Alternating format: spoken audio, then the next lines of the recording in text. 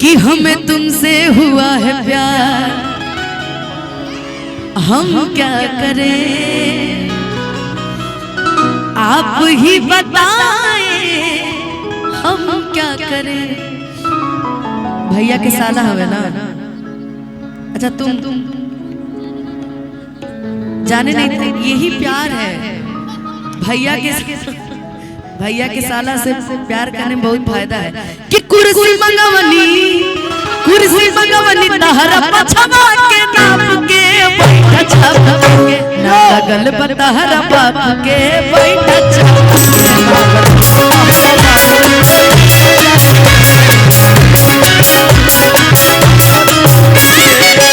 तो धोखेबाज हो वादा करके भूल जाते हो, धोखेबाज हो वादा करके भूल जाते हो। रोज रोज तुमसे संग ऐसा करोगे, रोज रोज तुमसे संग ऐसा करोगे, हम तो रुक जाएंगे तो काय रितेश जी भाग गए नहीं। हमहू चलता नहीं मर्दे, हमहू चलता नहीं, हमरो के चले के बा। हम अपने भैया से नहीं मिले, खाली स्टेटस लगेले वाली स्क्रीनशॉट मार के सामने सामने देखब कि हमार भाई कैसा लगा था दुल्हा बनला में। लेकिन निहाल जी गाउत रहनी हम बीच में डिस्टर्ब कर। पता है उसी दिन से सुन रहा हूँ कि बहुत तो गाली सुन गए। अरे रितेश जी इधर आइए ना, बेचारा 2 दिन सोया नहीं है। एक बार इधर आइए। 2 दिन बेचारा सोया नहीं। आओ ना, हमें तो लूट लिया, हमें तो लूट लिया मिलके हुस्न वालों ने, हमें तो लूट लिया मिलके हुस्न वालों ने, गोरे गोरे कानों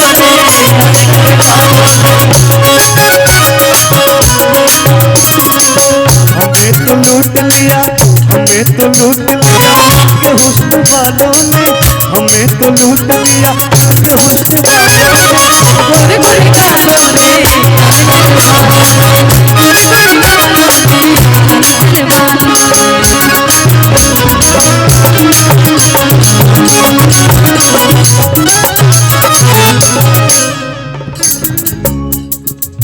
भाग गए। हमने क्या गालियां देवे आइल बनी सनु। अच्छा गाली देना है क्या? भाग गए निका कि तनिता कला दे बोलिया पका निकलता तनिता कला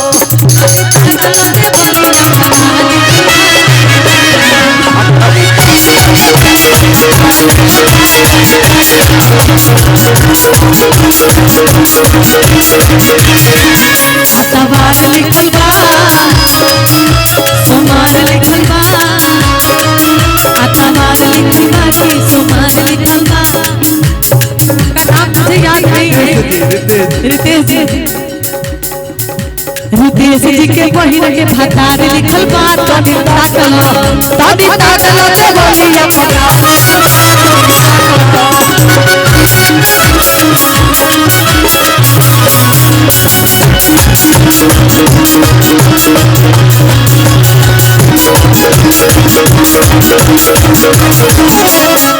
हरी के तीन पाता, तीनों के तीनों का चनार जी, हरी के तीन पाता, तीनों के तीन का चनार।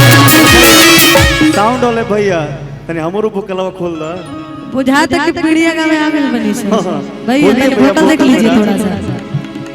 अरे रोहरी के तीन पाता, अरे तीनों के तीन का चनार जी,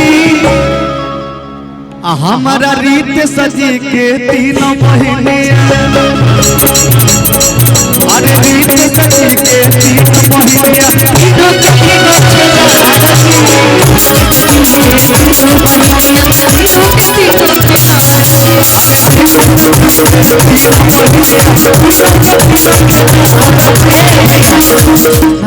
यही कहना चाहूंगी कि जितने भी आओ इधर आओ, सब बैठे रहोगे का कुर्सी पहने आओ।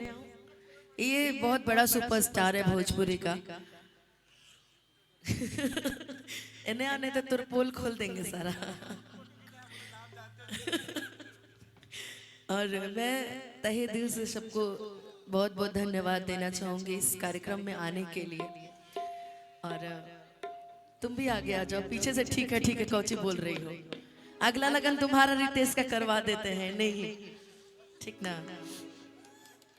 मुकेश भैया के शादी में हमारे बहुत पहले कार्यक्रम लग गए रहे, तो हमनी के एगो सिद्धांत है कि जहाँ एक बार जबान दे दिया जाए वही जा जाए के बाद, तो हम कोशिश कैनी कि थोड़ा जल्दी आई, लेकिन वो जब भी कार्यक्रम लेट स्टार्ट भइल, जब भी बारात के कार्यक्रम रहे, लेकिन जल्दीबाजी में हम आईनी एकदम स्पीड में। फिर भी निहाल जी गईनी है इतना सुंदर, बहुत सारा धन्यवाद आपके। अरे बाप रे, हम अब हमरो बुझा था कि बूढ़ा गइल बनी, सब तो हमरा से आशीर्वाद लेता आजकल। रघु आइल बानी, सोनू भैया, सोनम जी, यहाँ के भी एक बोली पे हमरा आइल बानी, जिंदगी भर आभारी रहम तारा। नेहा हमर हर फंक्शन में आवेले, हर एक फंक्शन में, और ये प्यार सोचते तू 2026 में बियाह कल, ठीक बा। आकाश जी आइल बानी, शशि लाल यादव जी चल गई ने, वहाँ के भी ए मंच के माध्यम से बहुत सारा धन्यवाद। एक बिया ई धरती पर लिखले ना बा, एक बिया गर्लफ्रेंडे फिक्स ना हो पावे, लेकर जब 6 दिन बाद मिली तो दोस्त ये देखिए ये है वो, समझे में नहीं आता कि है कौन भाई।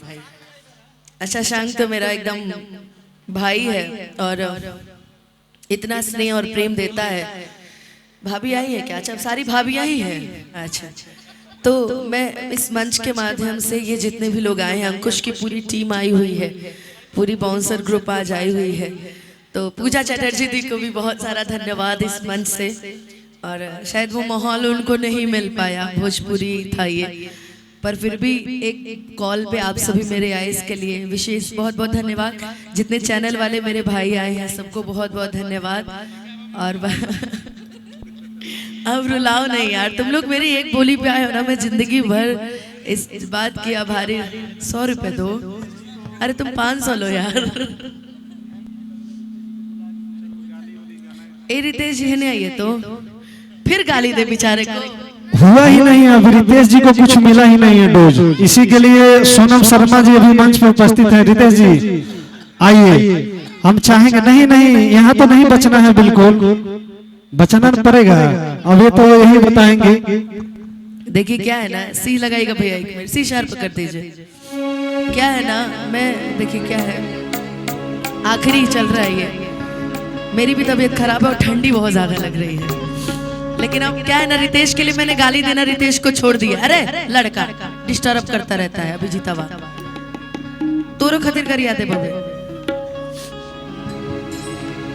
जैसे क्या है ना कि तिलक में इनकरा कितना नु हमने के गरियले बनी, बेचारा भुलात नहीं खे, लेकिन आज हमने के गाड़ी ना देबन करे।